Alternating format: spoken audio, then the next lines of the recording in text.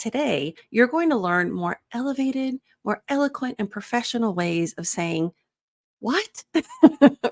As a leader who's a non native speaker, being able to ask for clarification is an art because you don't want to always say, what? What did you say? It's going to be perceived as either you have hearing problems or somebody might really doubt if your English is proficient enough to be at the level that you're in. And of course it is. So, we're going to show you today how to communicate confusion, how to ask for clarification in a way that still maintains your professional level. Speaking of leadership, make sure you download my free audio training so that you can learn the 3 essentials of American leadership communication. It's at tanniasuarez.com lead. I'll make sure to put the link in the notes for you. Now, something that's really important is I want you to first take a moment before we go into the expressions, and I want you to breathe. There is nothing wrong about asking for clarification. There's nothing wrong with not understanding everything because even though you are a professional and you have the technical expertise, probably even the leadership expertise in your native language, when you're doing business with Americans, I think it's super cute. It could also be perceived as super annoying, but we use so much corporate jargon. It's unbelievable.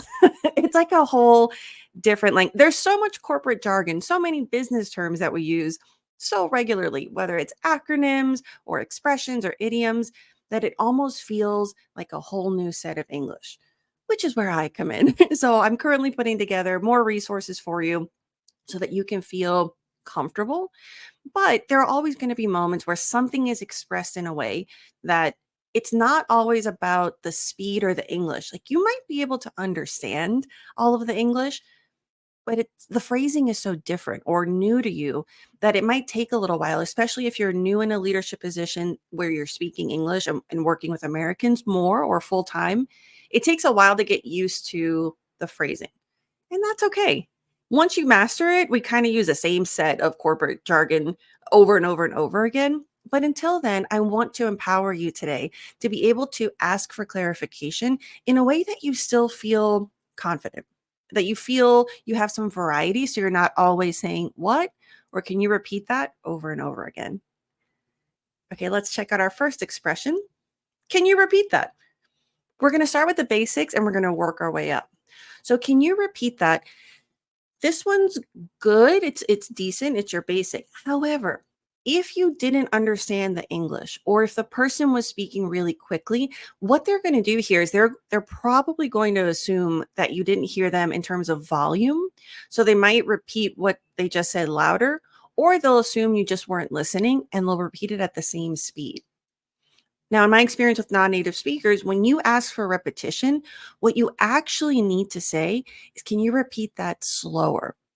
You want to be specific so that the person knows not to say the same thing super fast because that's not going to help you and it's going to hurt your confidence because they're going to repeat it. You're going to feel embarrassed to ask a third time or a second time, and you're not going to have the knowledge that you need or the information that you need to feel confident in the meeting.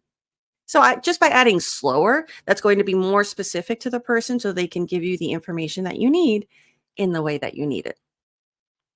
What do you mean? Again, we're starting with the basics and then we're working our way up. What do you mean is just by adding a little more so you're not always saying, what? Huh? Now the tone. What do you mean? Eh, what do you mean? You want to have that inquisitive, that questioning, that open tone, especially if you're in the leadership position. Tone is important and intonation is important all the time. But when you're in a leadership position, you want to make sure, I always say this, you want to create a safe, open environment. I find that when you have an environment where people feel comfortable, they contribute more, you get more creativity, and at the end of the day, you get more perspectives and better solutions. So having kind or respectful more than anything, because sometimes I find people take issue with the word kind.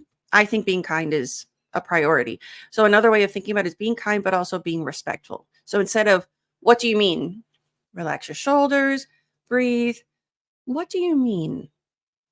So we're just playing around with intonation there. Here, be more specific. So, this is something that I find is very helpful for non native speakers because sometimes you understood some of the context or some of the information, but there's a specific point that maybe they used phrasing you're not familiar with, or you don't need everything repeated. You just need a specific component. So, this is where specificity is going to get you the information you need faster. And again, maintain your confidence and your awareness of the topic. So, what do you mean by?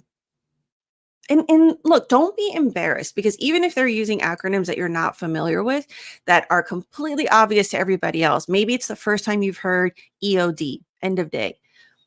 If you see faces or if people laugh, it's not that they're laughing at you. It's that it's something that we use so much in American business that it feels obvious. And to a newcomer, it's weird how many acronyms we use. So just be confident in that you're learning. You're in the leadership position, so you've earned the spot at the table. It's okay that there are certain things that you're acclimating to. So even if it's, "Well, what do you mean by EOD?" If you see kind of a weird reaction, it's going to be them processing like, "Oh, this is such an obvious thing. Why doesn't he or she know?" It's because English is not your first language. They'll deal with it. They're probably monolingual. It's fine. And you can even lean into it. So if they're like, "Oh, it means end of day." You're like, "Oh, thank you. I'm still getting used to some of the English phrasing." You can be open about it. And a lot of times when you have that openness, you feel more comfortable asking questions. All right. Now, this one, I didn't catch the last thing you said. So, this is an interesting phrasing that we use catch when we're talking about listening. So, this will help your English sound more natural. And it's something that we use a lot when we're talking about comprehension. And this also allows you to be specific. Maybe you don't need everything repeated. You can say, "I didn't catch the first thing you said. I didn't catch the second thing, the last thing." So this can be really great for you to, again, you don't need everything. You want to get the specific information that you missed or maybe misunderstood.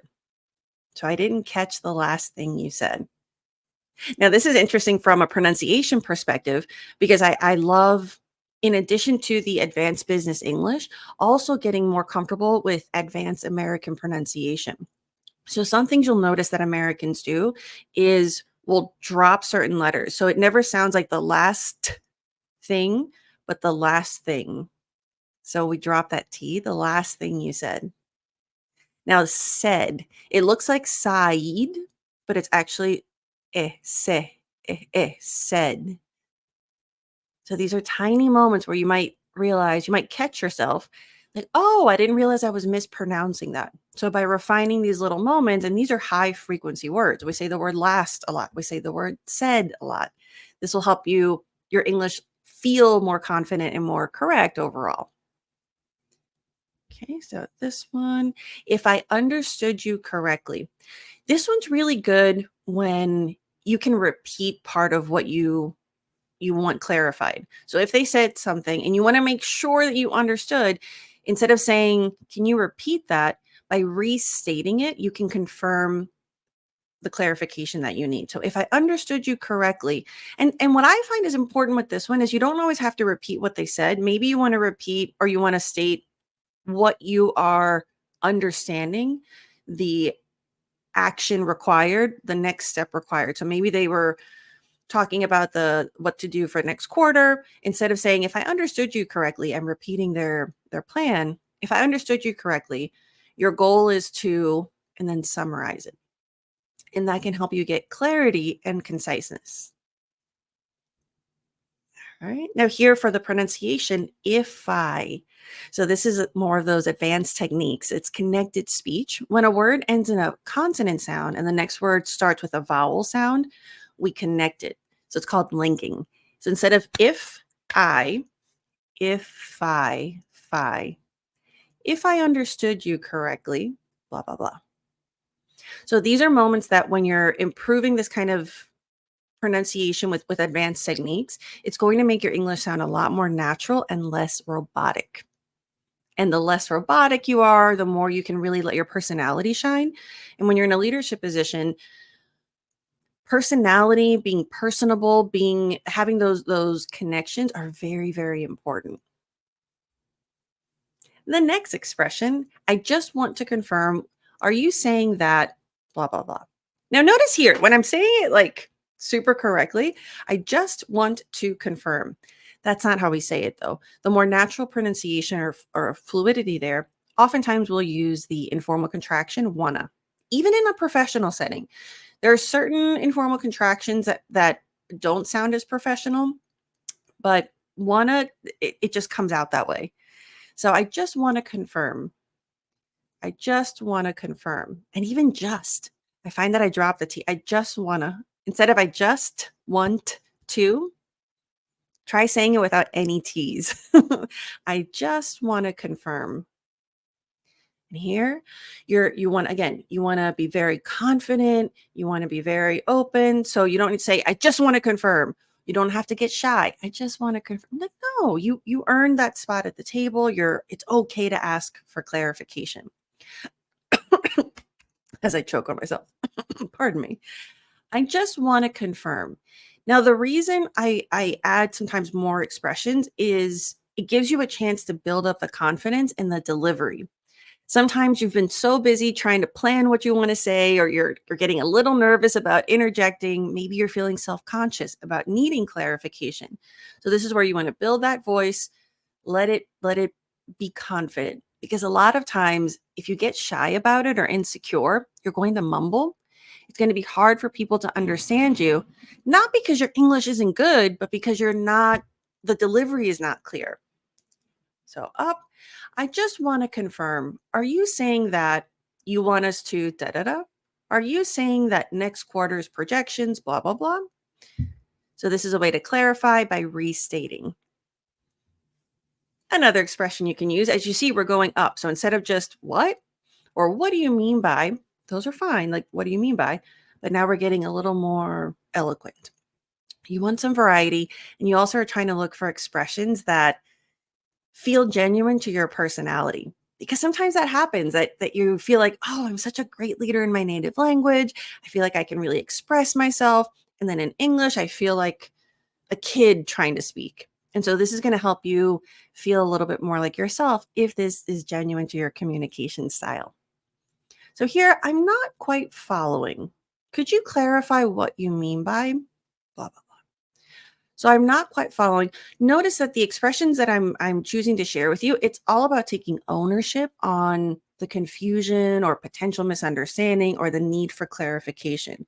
When you use verbiage that blames others, like you're not being clear, that's going to feel like an attack. And again, you want to create a safe space where people feel comfortable contributing. So I find that taking ownership on asking for clarification is a great way to do that. So instead of you're not being clear, I'm not quite following.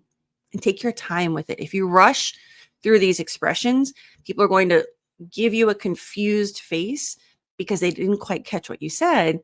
And you're going to perceive that as it might trigger your insecurities about language, but it's really about your speed. So be clear. I'm not quite following. Could you clarify what you mean by that point? You want to be calm and you want to be, but for these particular interjections or interruptions, I definitely recommend slowing down because you're trying, this goes back to the lesson that we had about interrupting politely. If someone's in the middle of talking or you're in the middle of a presentation, first you have to command attention. You don't want to rush. You want to make sure all eyes are on you. And that can be uncomfortable. You might be comfortable with that in your native language, but that might feel a little not great in terms of English, but you're building that confidence. So first, command attention. I'm not quite following. Pause a moment, make sure that the attention's on you. Could you clarify what you mean by blah, blah, blah? Another example here where you want to get the attention first. I'm not entirely clear on what you mean. Could you explain it differently? So this is great, especially if you're in a situation where you think, I think it's the way they're phrasing it I'm not understanding. Because again, at this level, you understand the words, but it might be the messaging. You're still getting used to the way the corporate jargon that we use or the way Americans express certain things. So this is a great way to not get someone to repeat it in the same way that caused you confusion. So I love this because it forces the other person to communicate differently and hopefully give you the information in a way that works for you. And it could also be maybe they spoke in a way that's too technical. Because again, as a leader, you're leading people in different departments with different expertise. So you're not supposed to know everything. So this is a great way to also give them an opportunity to refine their communication. Again, I'm not entirely clear on what you mean. Now remember, you want to be open, not accusatory. I'm not entirely clear on what you mean. We don't want to emphasize you. Ownership. And I like to slow down on entirely because there's so many syllables there. And so for you, you want to make sure you're not speeding through the challenging words, instead lean into it. I'm not entirely clear on what you mean. Could you explain it differently, please? Could you please explain it differently? Good. Now here we're using a little more elevated vocabulary. Can you please elaborate on what you mean by that? Now here, elaborate, the verb is ate at the end, like the past tense of eating. And you want to be careful with that because elaborate, if you pronounce it differently, that's the noun. So, or the adjective. So can you please elaborate? Ate. Can you please elaborate on what you mean by that point? Now, elaborate means to expand upon, is another way you can express that. Can you give me more detail? Can you please tell me more? So, if you don't want to use elaborate, you can say, tell me more. Can you please tell me more what you mean by, and then you repeat whatever you want them to explain. Now, this is another great way where you're not asking for repetition because if you didn't understand the phrasing, it doesn't matter if they repeat it 10 times, you're never going to understand it. So, to elaborate on, to expand upon, to tell you more about, that's going to get the person to explain it differently. And that hopefully will help you with your comprehension. Excellent. Right here, make sure you're relaxing your shoulders. Something before we get into this expression, something you want to be mindful of is how much tension. The thing that I do so much with my coaching is breath work and body language because you're holding your breath a lot because you think that helps you listen better. But all that does is increase anxiety and kill the creativity. It makes it harder for you to access the English that you need. And your shoulders are going to be tense, but if you relax them, you're telling your brain everything's fine. And it really helps you thrive. Okay, so now that your body language is reset, I need some clarification on this point. Could you help me better understand what you mean by that? So again, I love that this is so specific to you'll notice the trend in everything that I coach. It's really about creating effective communication. And for effective communication, you don't want to accuse, you don't want to make someone feel uncomfortable. That shuts down communication. So, all of this ownership with clarification, I need some clarification, not you didn't explain that clearly. The way you made that point is confusing. That's going to make someone get defensive. You're not going to get clarity. So, whether you're in a negotiation or a regular meeting or a board meeting, defensiveness, it does not lead to effective communication. So that's why I have this kind of very intentional phrasing. I need some clarification. Now, here, you also don't want to be annoyingly demanding. I need some clarification on this point. That's also going to elicit somebody getting defensive. I need some clarification. So you want to emphasize clarification. That's also the most complex word in terms of pronunciation. So it's going to help you say that clearly. And in terms of intonation, that's going to be the most effective point. So I need some clarification on this point. Do you want to emphasize clarification and this?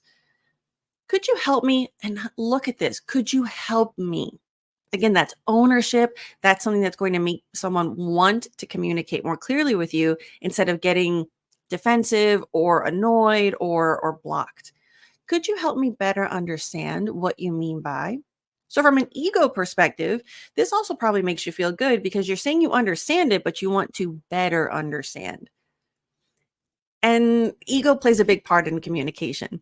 Ego plays a huge part in leadership communication for non native speakers. It is humbling to know that if you were having this meeting in your native language, you perceive yourself to be able to be amazing.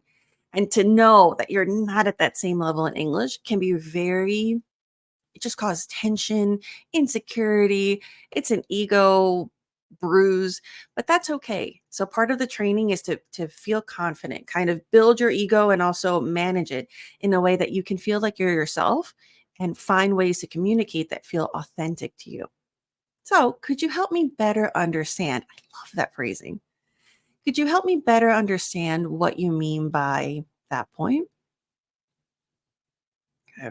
And remember, you want to practice when you're watching this video again, make sure you're pausing it, repeat it and visualize. I want you to visualize yourself in that board meeting. If it's in person, visualize the people that are there. If it's virtual, visualize yourself in front of your computer with everyone's faces. And really, the visualization is going to help because that's going to trigger how you normally feel in those situations. So if you feel anxious, that's fine. You want to trigger that anxiety so that you can. That's why when I do my coaching, I have all of my clients record themselves. There's something about, even though they're just sending it to me, there's something about hitting record, knowing that you're being listened to in some sense. It triggers that anxiety. And so my goal is to train you, and you can train yourself. Feel it, understand how it feels and how it physiologically manifests in your body so that you can train through it. It's feeling that fear and performing through it. Of course, the goal is to one day not feel that fear and that anxiety, but that might take a long time and that's okay. I've been doing these videos for years and I still get very anxious before I go on live.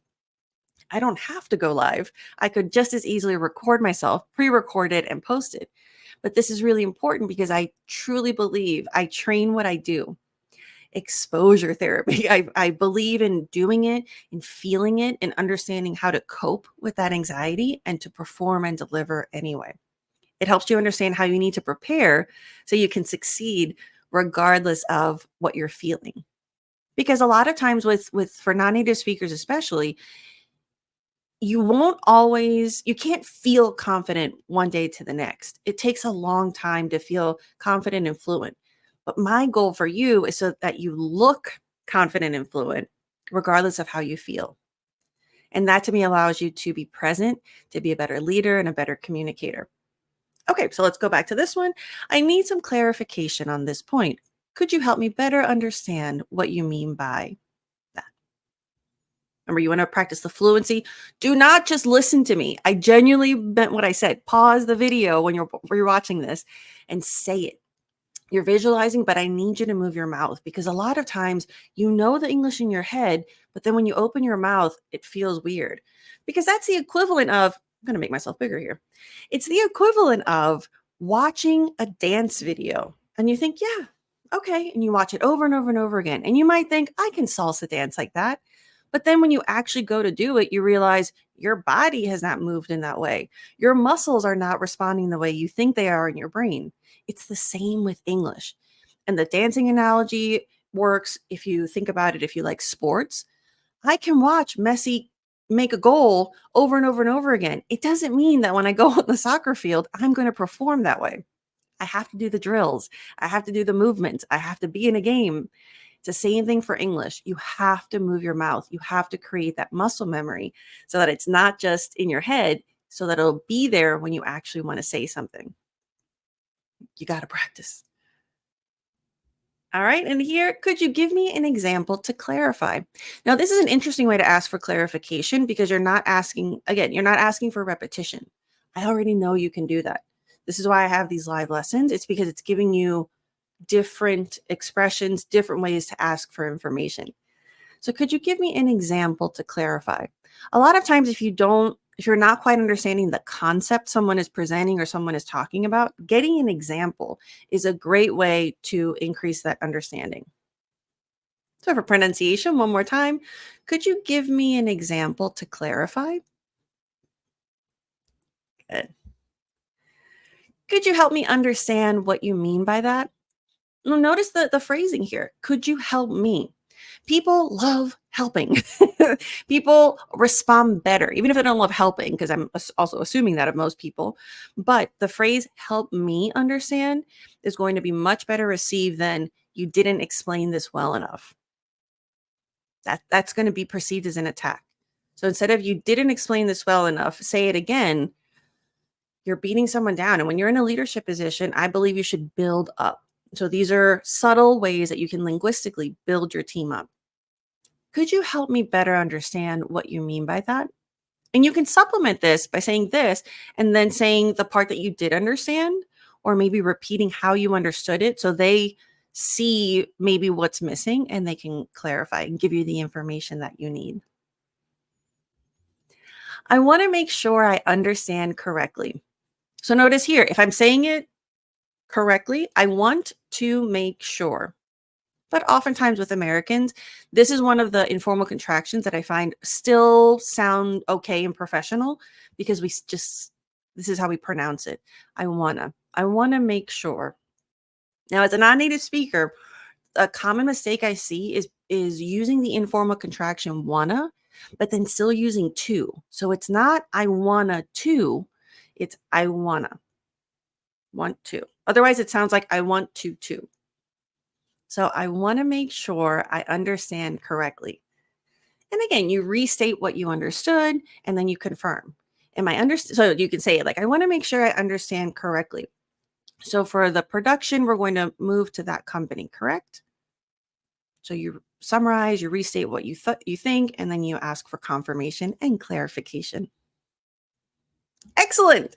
Thank you so much for joining me for this Lunch and Learn, this live lesson for leadership English. If you are interested in one-on-one coaching, I have an awesome leadership communication program, and this is going to be really helpful for you to develop the skills that you need. It's an intensive program. I have 3 and 6 months. And this is going to elevate not only your business English, but also refine how you communicate non-verbally, how you communicate in email, the expressions that you use, how you present. It's very in-depth. And if you're interested in any other business English resources, including articles where I have more phrases for you, I have free downloads, I have online courses that are self-paced so that you can improve your pronunciation, presentation skills, job interview, especially behavioral interviews, all at tanyasuarez.com.